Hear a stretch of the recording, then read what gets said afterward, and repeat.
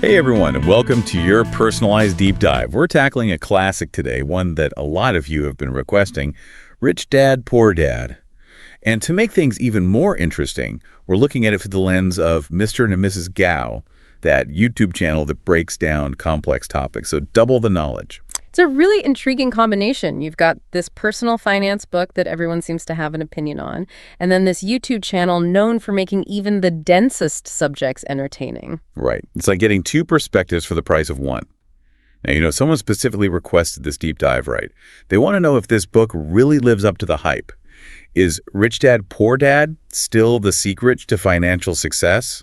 Or is it a bit outdated in our crazy economy? That's the million-dollar question, isn't it? I think what we're really going to uncover here is whether the core principles still hold up, even if some of the specific advice might need a modern refresh. Okay, so for anyone who hasn't cracked open this book yet, new judgment, it centers around this idea of Robert Kiyosaki, the author, having two dads, his biological father, the poor dad, and his friend's father, the rich dad. Exactly. And it's important to remember that this isn't meant to be taken literally. It's more about contrasting two different mindsets when it comes to money.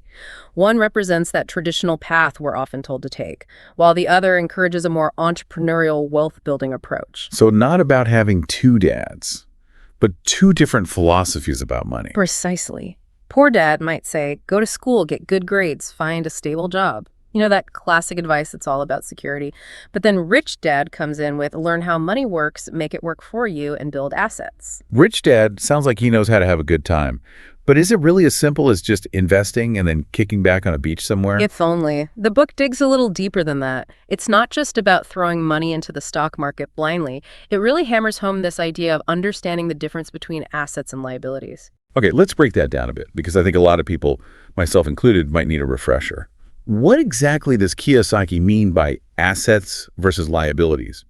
He defines an asset as something that puts money in your pocket, even if you're not actively working. Think rental income dividends from stocks or even a business you own that generates profit. A liability, on the other hand, is something that takes money OET of your pocket, like a car payment, credit card debt, or even a mortgage. So a house, which most people consider an asset, could actually be seen as a liability in this framework because of the mortgage payments, property taxes, and upkeep. That's one of the book's more controversial points. It challenges our typical definitions. Kiyosaki argues that many things we consider assets are actually liabilities dressed up in fancy clothing. It's about shifting your perspective to focus on what's truly generating income versus draining your resources. It's about understanding the true nature of your finances. For example, Rich Dad, Poor Dad really hammers home the importance of building assets that generate passive income. That makes sense. It's about creating multiple streams of income, so you're not solely reliant on your job, right? Exactly. And that ties directly into Kiyosaki's famous 6 steps to achieving financial freedom. These steps are all about building that solid financial foundation. Okay, let's dive into those steps. I'm curious to see if Mr. and Mrs. Gao thought they were realistic or not. Well, they highlighted that some steps resonated more strongly than others, especially given the economic realities of today. So which ones did they find most relevant? They really emphasized the first 2 steps, increasing your income and reducing expenses. It sounds simple, but it's the foundation of everything else. Mr. and Mrs. Gao pointed out that in today's economy, it's not always enough to just cut back on lattes. They emphasize the importance of diversifying your income streams. So side hustles, freelance work, maybe even starting a small business on the side. Exactly. It's about becoming more entrepreneurial in your thinking, even if you have a traditional 9-to-5 job. That's really interesting because it connects back to that whole rich dad mindset of creating opportunities, not just waiting for them. Absolutely. And that segues nicely into the next 2 steps, taking calculated risks and understanding taxes. Mr. and Mrs. Gao pointed out that while Kiyosaki encourages risk-taking, it's crucial to do your research and understand the potential downsides, especially in today's volatile market. So it's not about throwing caution to the wind, but about making informed decisions based on your risk tolerance and financial goals. Exactly. And understanding how taxes work is crucial for maximizing your earnings. This is where financial literacy comes in, which is the focus of Kiyosaki's 5th step.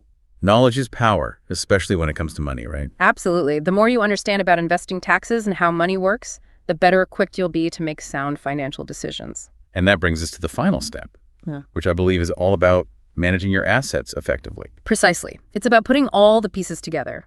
Using your income wisely, minimizing unnecessary expenses, investing in assets that generate passive income, and constantly learning and adapting your strategy. It's like a holistic approach to managing your money, not just a quick fix. Right.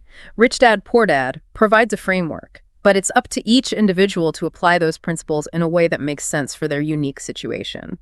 And that's where the book's discussion of the 7 levels of investors comes in. Oh, yes.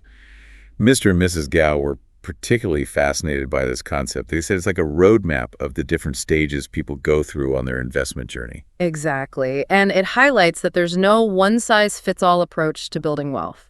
You could start as someone in debt and gradually work your way up to becoming a sophisticated investor or even a business owner.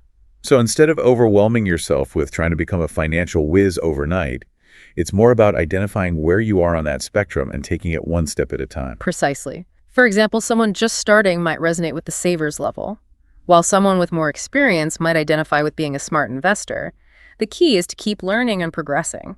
So we've got these 7 levels, each representing a different stage of the investing journey. Could you walk us through them briefly? I'm curious to see where I might fall on this spectrum. Of course. At the bottom rung, we have what Kiyosaki calls level 1. Those living in debt. They're not even thinking about investing yet because they're struggling to stay afloat. We've all been there at some point, right? It's about taking those first steps towards getting out of the red. Exactly. Then we move up to level 2. Those who borrow to invest. They're eager to get into the game, but this approach can be risky if not managed carefully. It sounds like they might benefit from a little more financial education before jumping in head first. Definitely.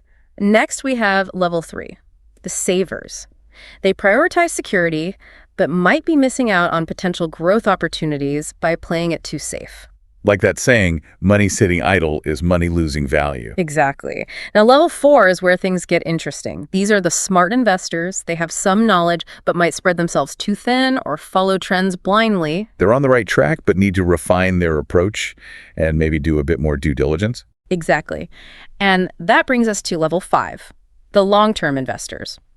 They have a solid understanding of the market, diversify their investments, and have a long-term strategy. They sound like they've got their act together. What separates them from the top 2 levels? The difference lies in their level of involvement and expertise. Level 6, the sophisticated investors are comfortable taking bigger risks because they have a deep understanding of specific markets. They sound like those venture capitalists you see on TV making those high-stakes deals. Exactly. And finally, we reach the pinnacle. Level 7, the capitalists. These are the innovators who build businesses and get others to invest in their vision. So think Elon Musk, Oprah Winfrey, those who not only understand money, but create opportunities for others. Precisely. It's about reaching a level of financial freedom where you're not just playing the game, but changing it. Wow, that's quite a journey. It's fascinating how Rich Dad, Poor Dad breaks down these different levels of financial engagement. It's about recognizing that building wealth is a process, and there's always room to learn and grow. It's inspiring in a way, wouldn't you say? It is. It encourages you to take control of your financial destiny. But as Mr. and Mrs. Gao pointed out, there are some aspects of Rich Dad, Poor Dad that might need a modern re-examination. So what aspects did Mr. and Mrs. Gao think needed a second look? One thing they highlighted was the book's emphasis on self-reliance. While taking ownership of your finances is important, they felt Rich Dad, Poor Dad sometimes overlooks the systemic factors that can impact wealth building. You mean things like economic inequality, access to opportunities, even just starting out with a financial safety net. Not everyone has those advantages. Exactly. The book's message can feel a bit simplistic in that regard, almost implying that anyone can achieve wealth with the right mindset, regardless of their circumstances. Mr. and Mrs. Gao felt it was important to acknowledge those nuances. It's like that saying, it's easier to build wealth when you're not starting from scratch. Precisely. And while Rich Dad, Poor Dad encourages readers to challenge conventional wisdom, Mr. and Mrs. Gao also cautioned against taking every piece of advice as gospel. That's a good reminder with any source of information, right? Do your research, consider multiple perspectives, and figure out what works best for your individual situation. Absolutely. But even with those caveats, Mr. and Mrs. Gao acknowledged that Rich Dad, Poor Dad has been incredibly impactful for sparking conversations about financial literacy. Right. It gets people thinking differently about money, even if they don't agree with everything Kiyosaki says. So for the listener who requested this deep dive, someone curious about Rich Dad, Poor Dad, what's the key takeaway? I think it comes down to this.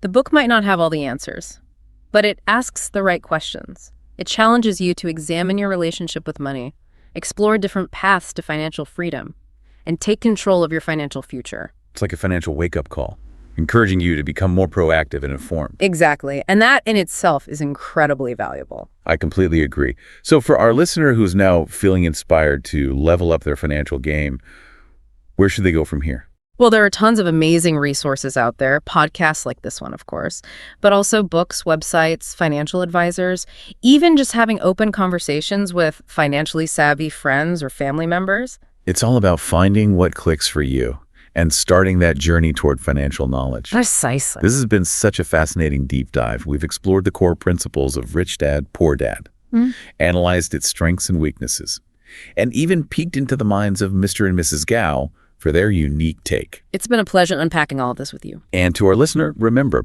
building wealth is a marathon, not a sprint. Yeah. Take it one step at a time, keep learning. And who knows, maybe you'll even surpass those 7 levels. Until next time, happy investing.